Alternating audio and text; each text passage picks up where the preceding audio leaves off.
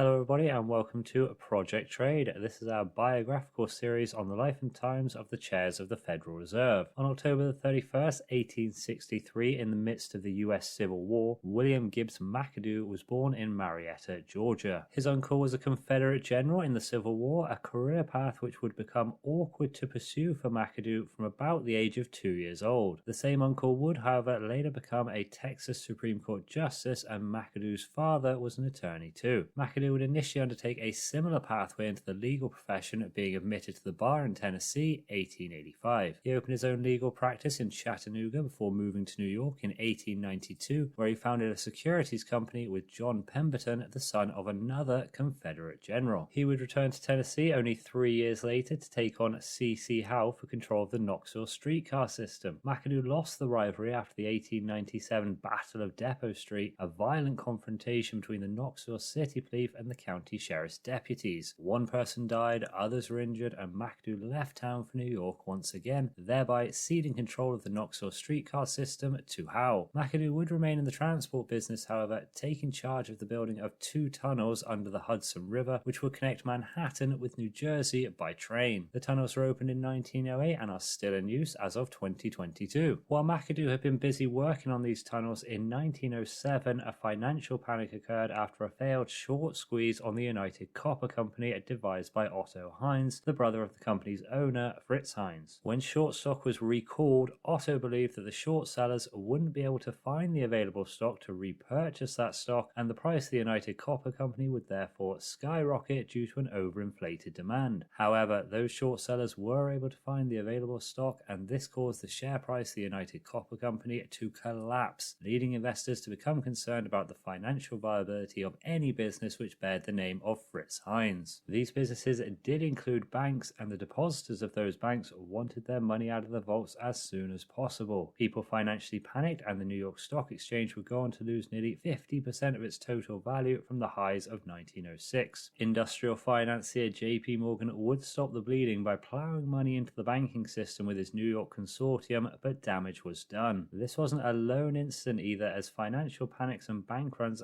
had become a common occurrence throughout the 19th century. One of the greatest sins that someone can commit in a capitalist-heavy country is to reduce the wealth of those major capitalists, regardless of the reason for that wealth reduction. It was unacceptable to them, so a commission was set up by Republican Senator Nelson Aldrich. The commission would lay out the legal basis for what would become the US Federal Reserve System. Unsurprisingly, there was political wrangling between Republicans, conservative Democrats, and progressive Democrats as to whether the Federal Reserve as a central bank would be controlled by private banks or by the government. Democratic Representative Carter Glass and economics professor H. Parker Wilson were able to create a workable bill to present to President Woodrow Wilson. The bill was passed in both the House and the Senate and was then signed into law by Wilson on December the 23rd, 1913 as the Federal Reserve Act. He set William McAdoo the task of establishing the Federal Reserve, which would become responsible for monetary policy and banking industry oversight, as well as acting as a last resort lender to banks which were struggling for liquidity. McAdoo had impressed Wilson in 1910 when the two first met. He helped Wilson become elected governor of New Jersey in the gubernatorial election of 1910, as well as contributing to his successful presidential campaign of 1912. In return, Wilson would appoint McAdoo into his administration as the Treasury Secretary. A note here that McAdoo didn't just impress Woodrow Wilson, he also impressed Wilson's daughter Eleanor, who he would marry in 1914 after the death of his first wife. It's worth mentioning that McAdoo was never actually the chair of the Federal Reserve, but he was the first de facto leader of the institution. The Federal Reserve Act established 12 regional Federal Reserve banks, and wanting to avoid a concentration of East Coast bankers, McAdoo worked with David Houston and John Williams to select the cities for these 12 banks, which were spread out across the country. The legislation did not fully establish the Federal Open Market Committee as we know it today, so each of the 12 regional banks would compete with one another for sales and purchases in the open market. It did though set up the Federal Reserve Board, a 7-member governmental body that would oversee those regional banks and help implement monetary policy. McAdoo would have the system ready to go in just 230 days before handing over the reins to the first official chairman of the reverse, then known as governor, his then assistant in the US Treasury, Charles Hamlin. McAdoo finished his role in the Fed on August 10, 1914, just 2 weeks after the beginning of World War I. As he was still the US Treasury Secretary, McAdoo was suddenly faced with the task of managing the country's wartime budget, as well as avoiding any financial fallout that could ensue from the war, as it was European countries who largely held US debt. When the war began, those European countries were selling their US securities and converting the dollars that they received into gold, as was the standard at the time. If this security selling went unchecked, it could have left US gold reserves empty with nothing remaining to back the US dollar as a currency. McAdoo did realize the magnitude of the situation and believed that a strong economic downturn would certainly come for the United States if he didn't take strong action. And action he took by closing the New York Stock Exchange for an unprecedented 4 months, effectively halting US security sales. To be able to fund their war efforts, European countries were then left to dig further into their alternative foreign reserves as well as their domestic reserves. Essentially, McAdoo forced the wartime economic pressure onto the European countries whilst holding that pressure off of the US economy. A rather cutthroat move, however very understandable in the light of US national interests, particularly given the geopolitical context of the early 20th century and the fact that at this point the US was not actively involved in the war. When the US did enter the war in April 1917, McAdoo would introduce Liberty Loan Bonds, the patriotically named wartime bonds, which were often pitched to the public through bond rallies hosted by celebrities of the time such as Charlie Chaplin, Douglas Fairbanks, Mary Pickford, Al Jolson, and many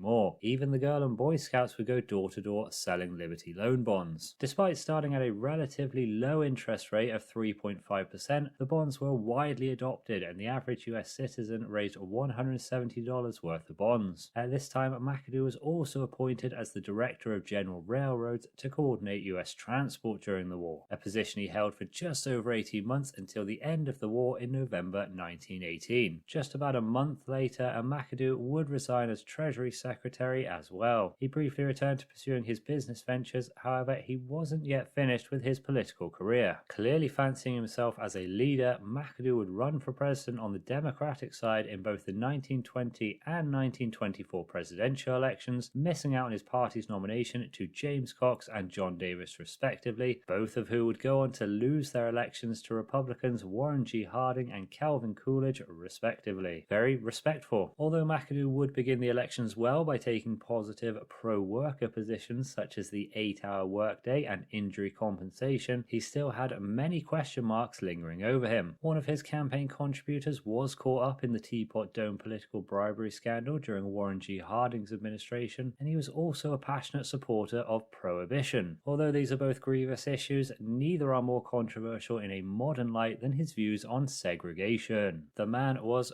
fervently pro-segregation, enforcing and expanding the policy whilst he headed the Treasury Department. This stance was something which aligned him pretty closely to Woodrow Wilson, who held the same pro-segregation views. During his presidential campaign, McAdoo refused to answer direct questions on whether or not he was a member of the Ku Klux Klan after he received their support. These three issues of being a segregationist, being a prohibitionist, and having corruption allegations against him were eventually enough for voters to turn away from him at the ballot box. A note here that the town of McAdoo in Dickens County, Texas is named after the man. McAdoo would eventually be elected as a senator of California in 1933 and served only one term before failing to achieve the renomination in 1938. During his tenure as senator, McAdoo would do very little of importance, but at the age of 71 he did divorce Eleanor and remarry again, this time to a 26-year-old nurse. Despite surrounding himself with youth, McAdoo did die of a heart attack on February the 1st, 1941 at the age of 77 after attending Franklin Roosevelt's third inauguration. Vincent Price played a supporting role as William McAdoo in Wilson, the 1944 biographic film on Woodrow Wilson. It was nominated for 10 Oscars at the 17th Academy Awards and it won 5 of them. As is the case with almost all historical figures, McAdoo was a nuanced person who had a life and character that many would approve of on balance and many would disapprove of on balance. The weighting that you give to any particular achievements, failings, or personality traits is entirely up to you. McAdoo fathered at least 9 children in his life, so undoubtedly many of his descendants are listening to this right now. If you are one of those descendants, chime in with your thoughts. William Gibbs McAdoo, hero founder of the Federal Reserve and savior of the US financial system in World War I, or nothing more than a racist pervert? Thank you for being here. As always, more information can be found in the video description if you find yourself trapped tragically heartbroken that this is now over.